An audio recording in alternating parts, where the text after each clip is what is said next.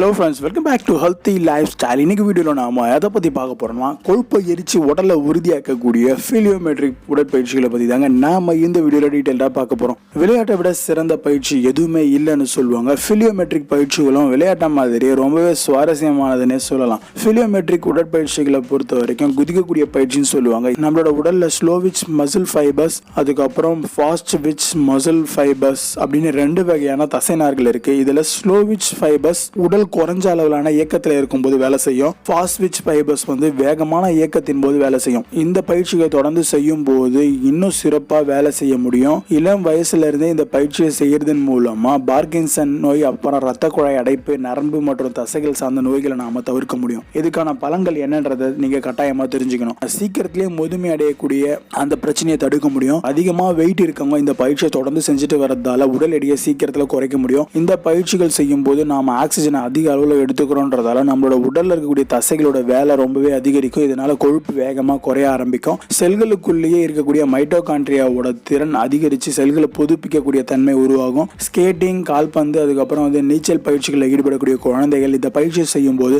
செயல்திறன் ரொம்பவே அதிகரிக்கும். இதய துடிப்பை சீரா வச்சுக்கிறதுக்கு யாரெல்லாம் இந்த பயிற்சிகளை செய்யலாம் தெரியுமா? குழந்தைங்க, இளைஞர்கள்லாம் இந்த பயிற்சி தாராளமா செய்யலாம். அதிக எடை இருக்கிறவங்க, அப்புறம் வயசானவங்க பிசியோதெரபி டாக்டர் கிட்ட கேட்டு அவங்க சொல்ற மாதிரி செய்யலாம். இந்த பயிற்சிகளை மேற்கொள்றதுக்கு ரொம்பவே எளிமையான வார்ம்அப்களை நாம செய்யணும். நல்ல தரமான ஷூக்களை அணியிறது ரொம்பவே நல்லது. குழந்தைங்களுக்கு இந்த பயிற்சிகளை நீங்க சொல்லி கொடுத்து அவங்களே இந்த பயிற்சிகளை மேற்கொள்ள வைக்கலாம். யாரெல்லாம் செய்யக்கூடாதுன்னா, மூட்டு தேய்மானம் இருக்கிறவங்க, அறுவை சிகிச்சை செஞ்சவங்க இந்த பயிற்சியை செய்ய வேணாம். இப்போ இது என்ன பயிற்சின்றத பத்தி பார்க்கலாம். முதலாவதா ஜம்பிங் ரோப். ஸ்கிப்பிங் ஆடுவோம்ல, அதே மாதிரி தாங்க. ஸ்கிப்பிங் கயிறை கையில இருக்குதா கற்பனை செஞ்சுக்கிட்டு கைகளை சுழட்டினா மாதிரி குதிக்கணும். இதுதான் ஜம்பிங் ரோப். இதுக்கான பலன்கள் என்னன்னா, குழந்தைங்க தொடர்ந்து இந்த பயிற்சியை செஞ்சுட்டு வரதன் மூலமா உயரம் சீக்கிரத்தில் அதிகரிக்கும். புவியீர்ப்பு விசைக்கு எதிரான திசையில இயங்குறதால உடல் பலமும் அதிகரிக்கும்.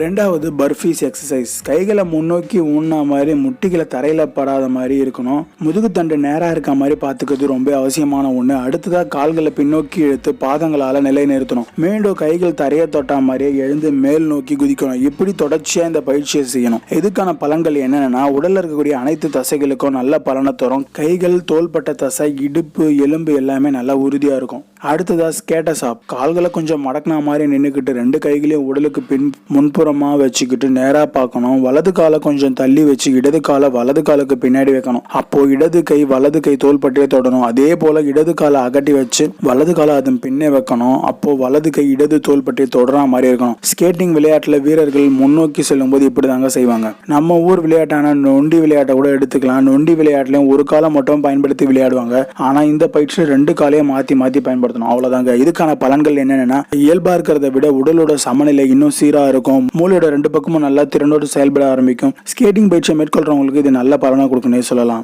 அடுத்ததா லஞ்சஸ் ஜம்ப். வலது காலை முன்ன நீட்டி மடக்கின மாதிரி நிக்கணும். அப்போ இடது கால் பின்னாடி இருக்கிற மாதிரி பார்த்துக்கோங்க. வலது கை உடலுக்கு பின்னாடியும் இடது கை தோள்பட்டையை தொடர மாதிரியே மடக்கிக்கோங்க. அப்படியே வலது காலை பின்ன இழுத்து இடது காலை மடக்கின மாதிரி வச்சுக்கோங்க. இப்படி கால்களை மாத்தி இந்த பயிற்சியை செய்யணும். இதுக்கான பலன்கள் என்னன்னா, உடல்ல இருக்கக்கூடிய தசைகள், நரம்பு, மூளை இது மூணுத்துக்கும் இடையே நல்ல தகவல் பரிமாற்றம் ஏற்படும். சோர்வு தன்மையை நீக்கி உடலை புத்துணர்ச்சியா வச்சுக்க உதவும். அடுத்ததா ஸ்டார் ஜம்ப். கால்களை சேர்த்து வச்சுக்கிட்டு குனிஞ்சா மாதிரி இருக்கவங்க, பின்னர் கால்களை அகட்டின மாதிரி கைகளை மேல் நோக்கி வீசி குதிச்சு மீண்டும் பழைய நிலைக்கே வந்துடணும். இப்படி தொடர்ந்து செய்யணும். இதுக்கான பலன்கள் என்னன்னா, கால் தசைகளை உறுதியாக்க இந்த பயிற்சி ரொம்ப யூஸ்ஃபுல்லா இருக்கும். பெண்கள் தங்களோட கால்களை அழகா பராமரிக்கணும்னு நினைச்சீங்கன்னா இந்த பயிற்சி தாராளமா செஞ்சுட்டு வரலாம். இந்த வீடியோல நாம பார்த்த உடற்பயிற்சிகள் எல்லாமே ரொம்ப எளிமையான உடற்பயிற்சிகள். நீங்க இந்த உடற்பயிற்சிகளை செஞ்சு உங்களோட உடம்ப ரொம்ப ஃபிட்டா வச்சுக்க முடியும். இது மாதிரி நிறைய ஹோம் ஒர்க் சார்ந்த வீடியோக்கள் நாம போட்டிருக்கோம். வீடியோக்கள் நீங்க நிறைய பார்க்கணும்னு நினைச்சீங்கன்னா நம்மளோட சேனல் இருக்கக்கூடிய ஜிம் பிகினர் பிளேலிஸ்ட்டை கிளிக் பண்ணி பார்த்துக்கோங்க. இந்த வீடியோ உங்களுக்கு பிடிச்சிருந்தா கீழே இருக்கக்கூடிய ரெட் கலர் சப்ஸ்கிரைப் பட்டனை பிரஸ் பண்ணி சப்ஸ்கிரைப் பண்ணிக்கோங்க. கூடவே பக்கத்தில் இருக்கக்கூடிய பெல் பட்டனை கிளிக் பண்ணிக்கோங்க. இது மூலமா நான் போடக்கூடிய வீடியோஸ் உங்களுக்கு ரெகுலரான நோட்டிஃபிகேஷன் வந்துட்டே இருக்கும். நன்றி, வணக்கம். மீண்டும் அடுத்த வீடியோவில் சந்திப்போம்.